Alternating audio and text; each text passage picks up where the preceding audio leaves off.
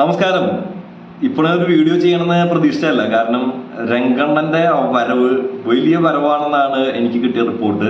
എന്തായാലും രാത്രി 12 മണി വരാൻ വേണ്ടി കാത്തിരിക്കുകയാണ് ഞാൻ. 12 മണിക്കാണ് എനിക്ക് ഷോക്ക് ടിക്കറ്റ് കിട്ടിയിരിക്കുന്നത്. മറ്റുള്ള സിനിമകൾക്കൊക്കെ ടിക്കറ്റ് കിട്ടാൻ വലിയ പാടൊന്നും ഉണ്ടായിരുന്നില്ല. എന്നാൽ രംഗണ്ണനെ കാണാൻ അങ്ങനെ വെറുതെ ചുമ്മാനും പോകാൻ പറ്റില്ല, എനിക്ക് മനസ്സിലായി.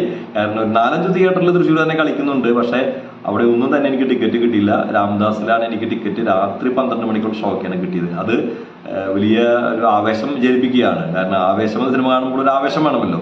ഇപ്പോൾ അത് കണ്ടു കഴിഞ്ഞ പലരുടെ അഭിപ്രായം നോക്കുമ്പോൾ രോമാഞ്ചത്തിനേക്കാൾ മുകളിൽ നിൽക്കുന്ന ഫഹദിന്റെ ഒരു രാജമാണിക്യമായിട്ടാണ് സിനിമയെ എല്ലാവരും വിലയിരുത്തുന്നത്. അതുകൊണ്ട് തന്നെ അത് കേട്ടപ്പോൾ ഒരു കൗതുകം കൊണ്ട് ഒരു വീഡിയോ ചെയ്യുന്നത് മാത്രം. ഇതൊരു റിവ്യൂ അല്ല, ഇതൊരു റിപ്പോർട്ടാണ്, സിനിമയെ കുറിച്ചുള്ള റിപ്പോർട്ടാണ്. ഏതായാലും രംഗണ്ണൻ എന്ന കഥാപാത്രം അതിന്റെ ആ ഗെറ്റപ്പ് കൊണ്ട് തന്നെ, അതിന്റെ ഒരു പെർഫോമൻസ് കൊണ്ട് തന്നെ നമ്മുടെ ഫഫ അത് ഗംഭീരമാക്കുന്ന കാര്യത്തിൽ സംശയമൊന്നുമില്ല. കാരണം ഫഹദ് ഫാസിലിനെ പോലെ യുവതാരങ്ങളിൽ ഏറ്റവും മികച്ച ഒരു പെർഫോമൻസ് കാഴ്ചവെക്കാൻ പറ്റിയ ഒരു താരവും അതുപോലെ ക്രൗഡ് പുള്ളിംഗ് കപ്പാസിറ്റി ഉള്ള ഒരു താരവും വേറെ ഉണ്ടോ എന്ന കാര്യത്തിൽ ഈ കാലഘട്ടത്തിൽ സംശയമാണ്.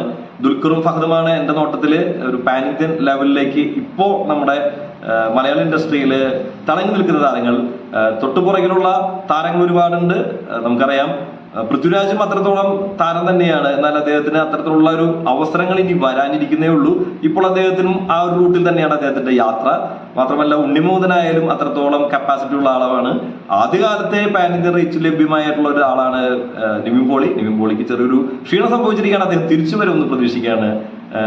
Made in Kerala, Malayali made in Kerala, Malayali from Kerala എന്ന് പറഞ്ഞിട്ട് പടം വരുന്നുണ്ടല്ലോ. ആ പടം വരുമ്പോൾ കണ്ടോ, പേര് പോലും ഓർത്തിരിക്കുന്നില്ല. അത്രത്തോളം അദ്ദേഹം പുറകിലേക്ക് ഒന്ന് പോയോ എന്ന് സംശയമുണ്ട്. അദ്ദേഹം തിരിച്ചു വരും. ഞാനും പ്രതീക്ഷിക്കുന്ന മലയാള സിനിമയുടെ നല്ല കാലമാണ്. എല്ലാ താരങ്ങളുടെ സിനിമകളും വൻ വിജയമാകട്ടെ.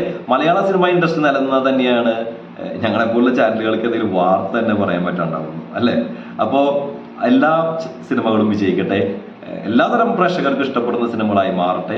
ഇപ്പൊ ജയ് ഗണേശ് കണ്ട കാര്യം ഞാൻ നേരത്തെ നിങ്ങളുമായിട്ട് പങ്കുവെച്ചു. ജയ് ഗണേശും അത്യാവശ്യം ആളുകളെ ക്യാച്ച് ചെയ്യുന്ന രീതിയിൽ തന്നെയാണ് എടുത്തു വെച്ചിരിക്കുന്നത്. ചില സ്ഥലത്ത് നമുക്കൊരു ത്രില്ലിംഗ് ഒക്കെ ഉണ്ട് പടത്തിന്, എങ്കിലും ചില സമയത്ത് നമുക്ക് ഗ്രിപ്പ് നഷ്ടപ്പെടുന്നുണ്ട്. എന്നാൽ അത് അവസാന രംഗങ്ങളിലേക്ക് എത്തുമ്പോൾ തിരിച്ചു പിടിക്കുന്നുമുണ്ട്.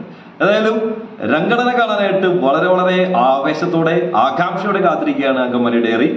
അങ്കമാലി ഡയറിയുടെ ആവേശം റിയാക്ഷൻ ഒരുപക്ഷെ നാളെ രാവിലെ ആയിരിക്കും നിങ്ങൾക്ക് കിട്ടുക. കാരണം പുലർച്ചയോടുകൂടിയ സിനിമ കഴിയൂ. അപ്പോ പാക്കലാം, രംഗണ്ണനെ ആവേശമായി പാക്കലാം. റൊമാൻറ്റിഫിക്കേഷൻ എഫക്റ്റ് നമുക്ക് കിട്ടട്ടെ. എല്ലാവർക്കും മറ്റൊരു വീഡിയോയുമായി കാണുന്നവരെ ബൈ ബൈ, സീ യു, വണക്കം.